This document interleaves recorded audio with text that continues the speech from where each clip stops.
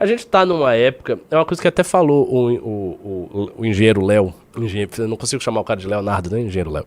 Falou o engenheiro Léo ontem, que eu fiz news com ele.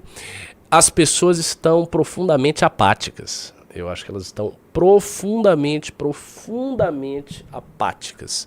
As coisas estão acontecendo e eu, sinceramente, não sinto nenhuma indignação popular, ninguém fazendo nada.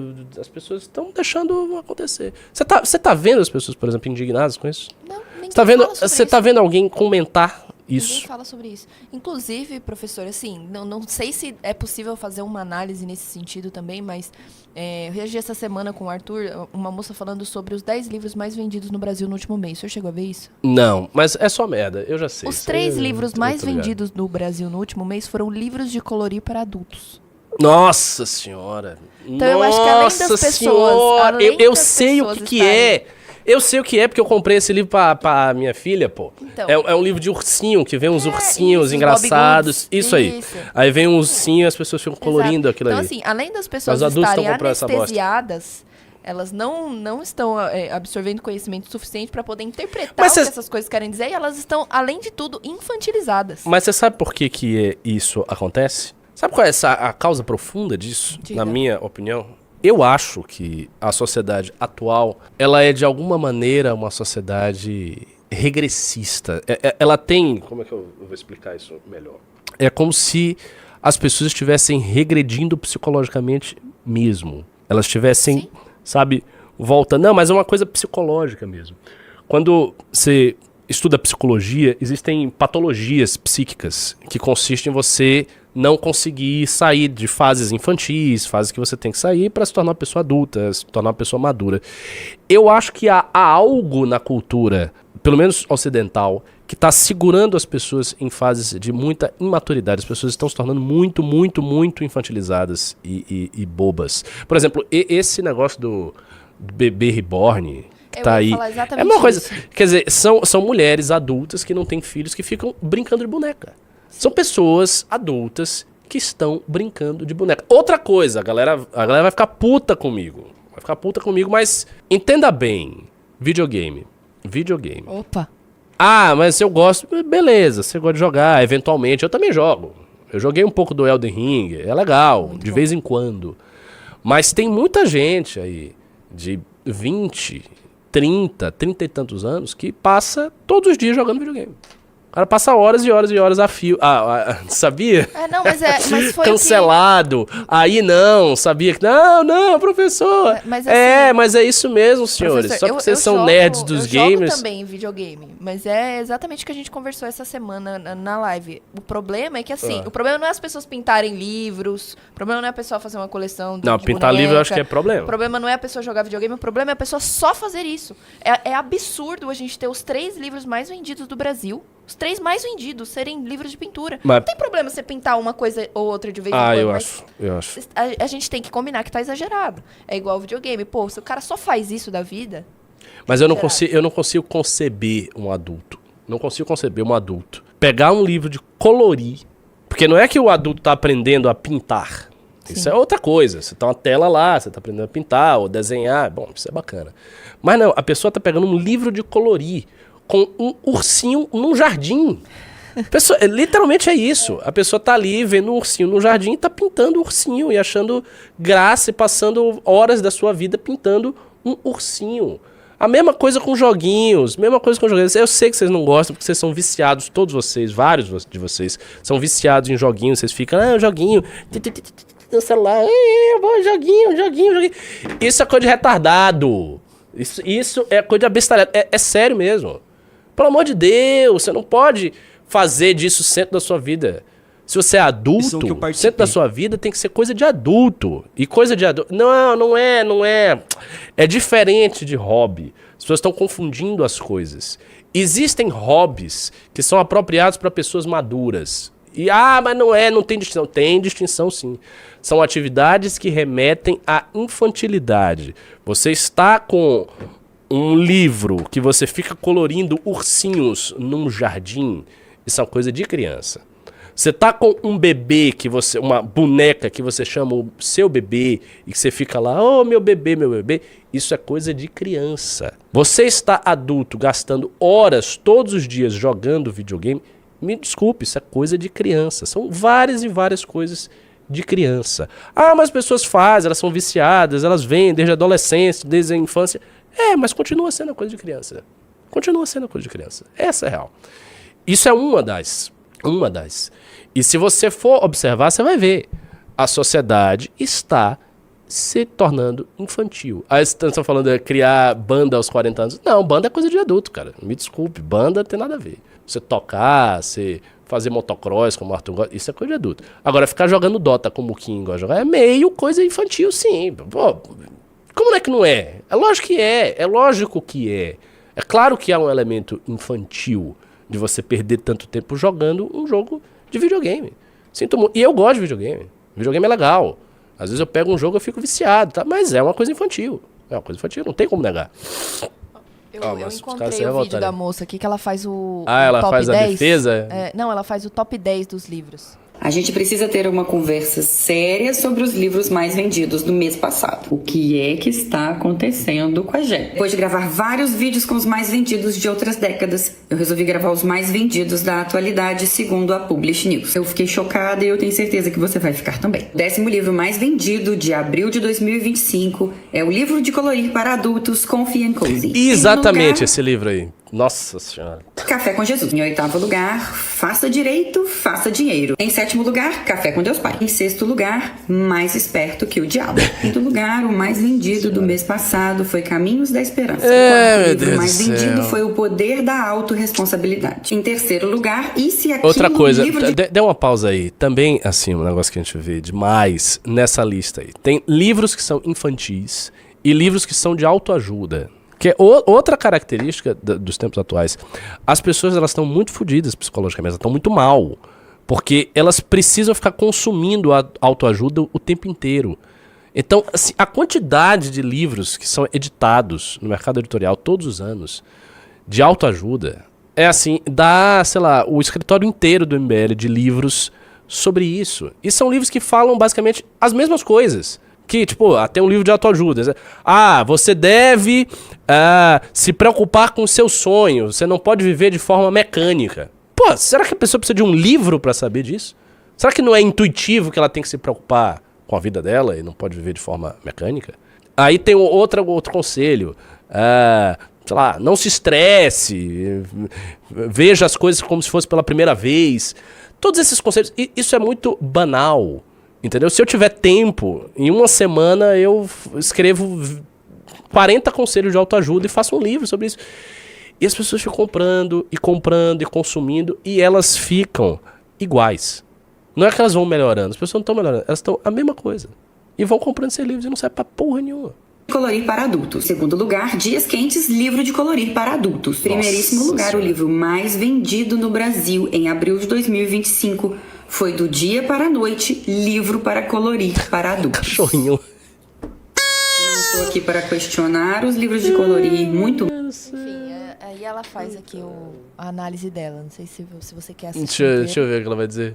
Menos os livros de autoajuda. A minha questão é por que os livros de literatura não estão presentes na lista. As pessoas estão buscando respostas rápidas de como enriquecer em um dia, blindar seu casamento, passar a perna no diabo, e a literatura está ficando de lado. É por isso que o nosso trabalho de divulgação... Velho, assim, a literatura tá ficando de lado porque ninguém lê literatura, ninguém tem o menor interesse em literatura no Brasil, cara. Isso praticamente acabou, sinceramente. Literatura séria... Você pegar a literatura popular de ficção fantasia, ainda se lê um pouco. O Harry Potter da vida, uma coisa assim. Ainda vai. Uma literatura pesada, não existe. Ninguém lê Borges. Ninguém nem sabe quem é Borges. Ninguém lê Tolstói.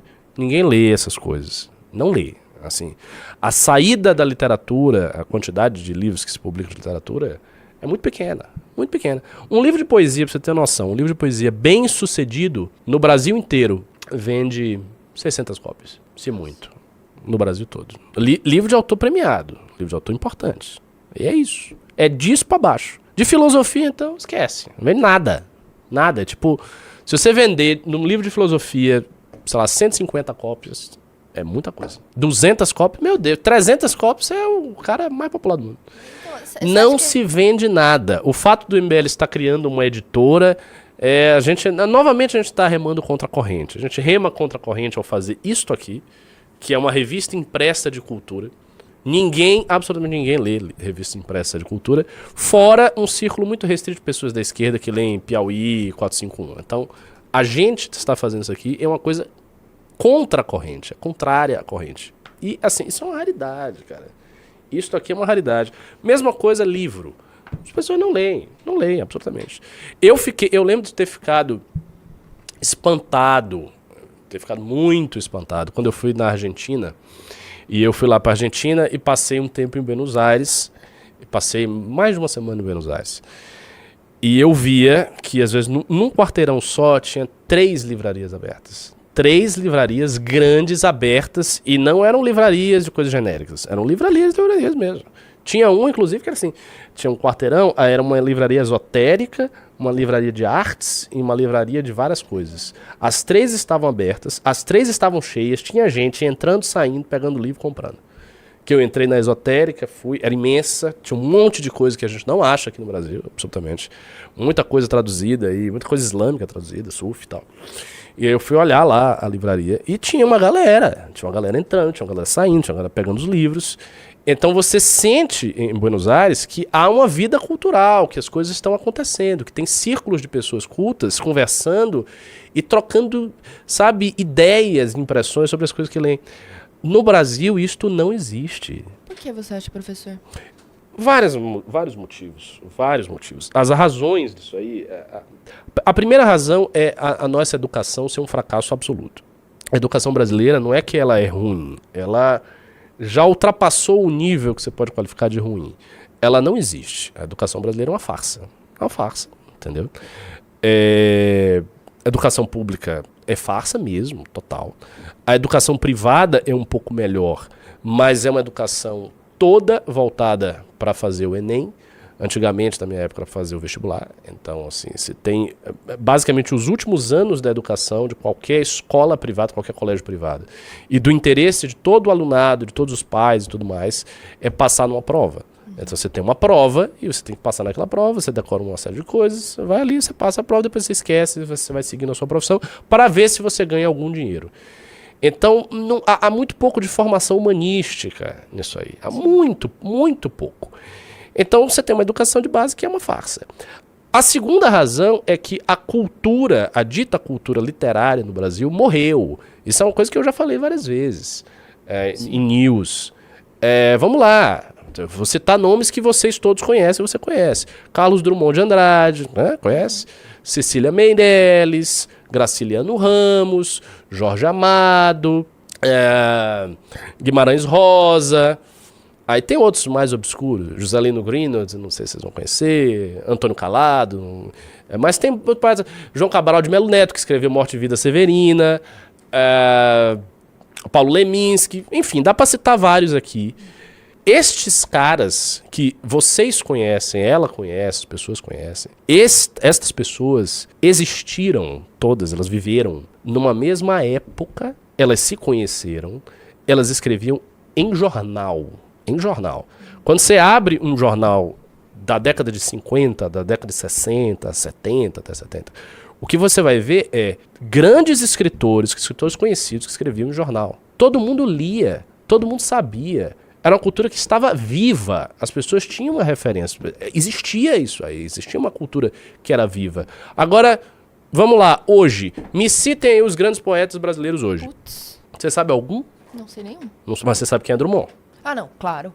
Vocês aí do chat, vocês estão aqui no chat. Eu citei vários nomes que vocês conhecem, vocês sabem. Vocês podem não ter lido, mas vocês têm uma noção de quem é Graciliano Ramos, Drummond, Cecília Meirelles, Manuel Bandeira e tal. Tá, hoje, os escritores vivos hoje, grandes escritores importantes do Brasil, hoje.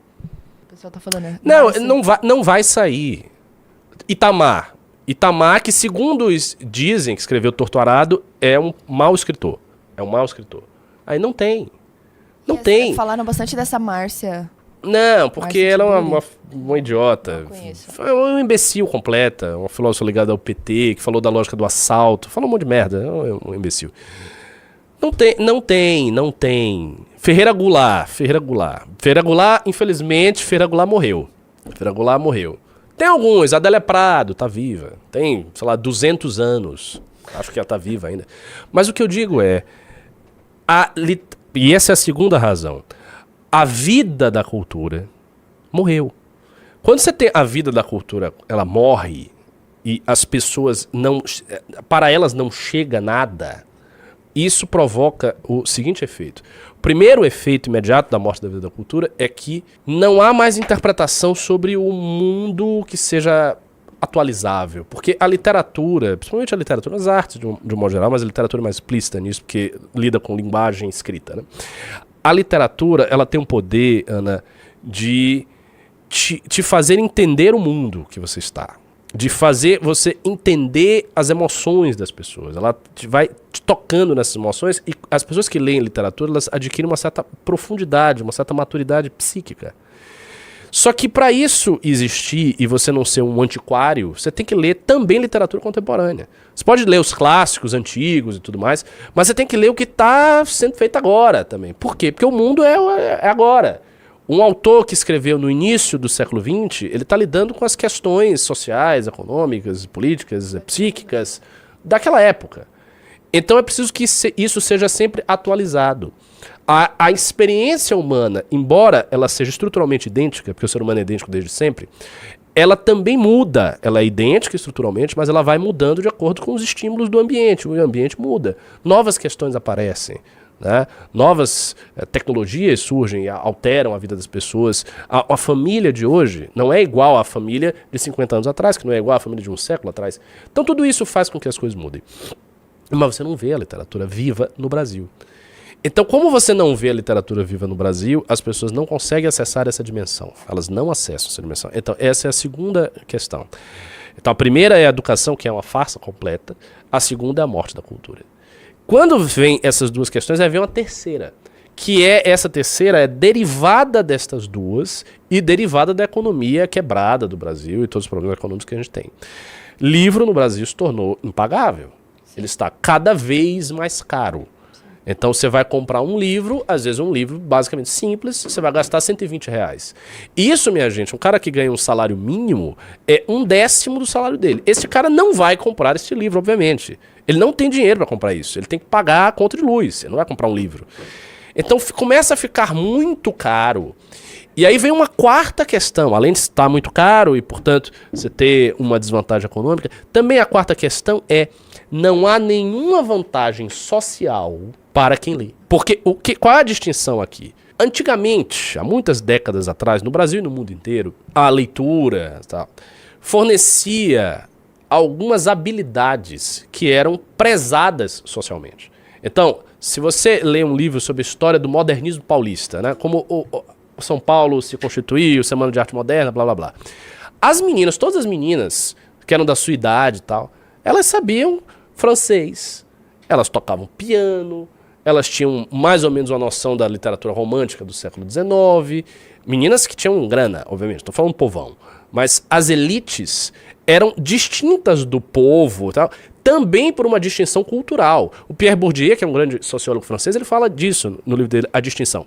A cultura erudita, clássica, canônica, servia para você cortar, digamos, a sociedade em camadas e para você fazer com que a elite tivesse os seus emblemas de autopertencimento. A elite tinha os seus emblemas de autopertencimento, não apenas na grana, mas também na cultura. Hoje não. A elite tem todos os seus emblemas de autopertencimento, não na cultura e só na grana. Então não é que a elite desapareceu, a elite continua aí. A galera que tem grana, continua tendo grana, meu irmão. Tem muito milionário. Só que estes milionários, e eu não tô nem falando da galera que vem da favela e que se torna rica, tipo jogador de futebol. Aí beleza, o cara veio da favela e se torna rico. É difícil ele adquirir cultura depois. Tô falando uma galera de classe média alta e de classe alta mesmo, de berço e tal. Esta galera não tem mais a cultura como símbolo de nada, não é emblema de nada. O cara, o playboy e tal, que vem de família rica, que vem de família que mora na Faria Lima, que o pai é investidor, que tem fundo de investimento e tal. Esse cara quer saber de carrão e de sair por aí pegando todo mundo e tomar cachaça e ir pra descer pra BC e se divertir. E é só e acabou. Não é que a elite antes não fazia isso, era ascética. Obviamente ela fazia.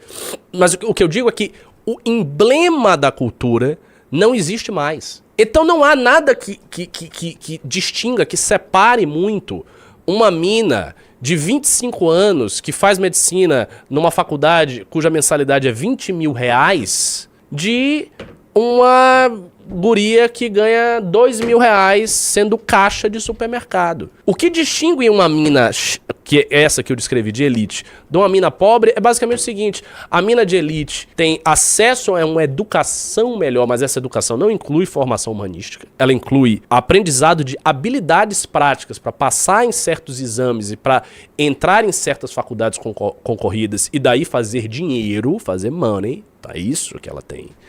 Ela mora em um lugar que a outra mina não mora. Ela tem produtos de beleza que ela usa, skincare, que a outra mina não tem, né? Ela tem dieta, portanto, em geral, ela é mais gata, ela é muito mais gata, ela é muito mais bonita do que a outra menina que é caixa do supermercado, não tem a mesma vida. Mas o emblema da cultura, a distinção da cultura não existe mais, porque antes existia. Antes esta mina riquinha aqui era uma mina que aprendia francês, que tá lá tocando piano, que ia ao teatro e tal. Hoje não é mais, porque isso não é mais relevante socialmente. E a perda da relevância social se dá quando aquela inclusão da cultura, ela não tem mais por que existir ali. Ela não é uma coisa que, sabe, separa ninguém. Então não tem sentido para um determinado círculo de pessoas, um extrato da sociedade, cultivar isso.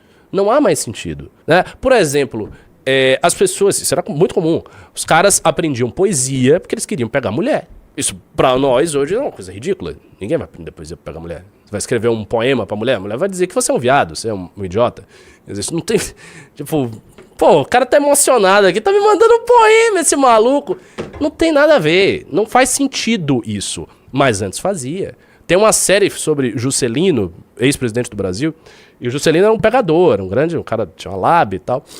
E o Juscelino, ele fazia poesia quando ele era jovem, pra pegar meninas. E recitava lá. Então o cara tava lá lendo Castro Alves pra aprender, pra cultivar o ouvido, pra ele escrever um poema pra fazer. E a menina assim, que poema, blá, blá. Hoje isso não faz sentido nenhum. Isso é uma coisa de idiota, é uma coisa de nerd, entendeu? Não tem lógica, sabe?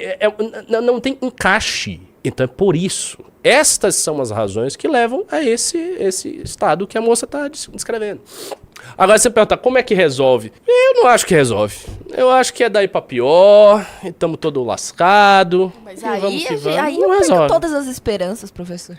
Mas sobre isso pra perder. Não resolve. Isto é uma coisa que... Eu vou dizer, é muito... Aí, os caras estão mandando poema pra mulher, ela vai se chamar de esquerdo macho, não sei o que, virgem, blá. O Juscelino fazia isso, pô. O Temer, mas o Temer é velho, o Temer tem realmente um livro de poemas da mesma coisa. Os velho, Temer, Sarney, essa galera das antigas, era assim porque esses caras tinham formação de outra época. Era a outra mentalidade. Entendeu? E quando eu falo isso, eu tô falando assim, é a inserção da cultura na vida das elites econômicas, que hoje não tem. Hoje elite econômica e cultura são coisas completamente à parte. Mas isso significa que não existe cultura nenhuma? Não, também eu não tô chegando a este ponto. Existe alguma cultura, mas esta alguma cultura, ela tá aonde? Aonde é que essa cultura está? Basicamente, hoje, ela está confinada a pessoas que estudam profissionalmente a cultura. Então, nos círculos de estudo profissional da cultura, né, no âmbito da filosofia, da galera que estuda muito seriamente o que eu faço, né, estuda filosofia, você vai achar uma galera que lê. Você vai achar. No âmbito das pessoas que trabalham com literatura, poetas, profissionais, você vai achar círculos culturais. No âmbito de quem trabalha com artes plásticas e gosta muito de artes plásticas, você vai achar. Então, alguma coisa existe, mas é algo muito mais nichado, está muito mais ali naquele círculo. E ele não consegue reverberar direito para o resto da sociedade. E aí o resultado é esse aí. Este é o resultado que a gente vê. São essas coisas, essas imbecilidades aí. Gostou dessa análise? Assista o Análises Renais de segunda a sexta no canal do MBL Live TV, às 15 horas. Para mais cortes como esse, se inscreva no Pela Missão.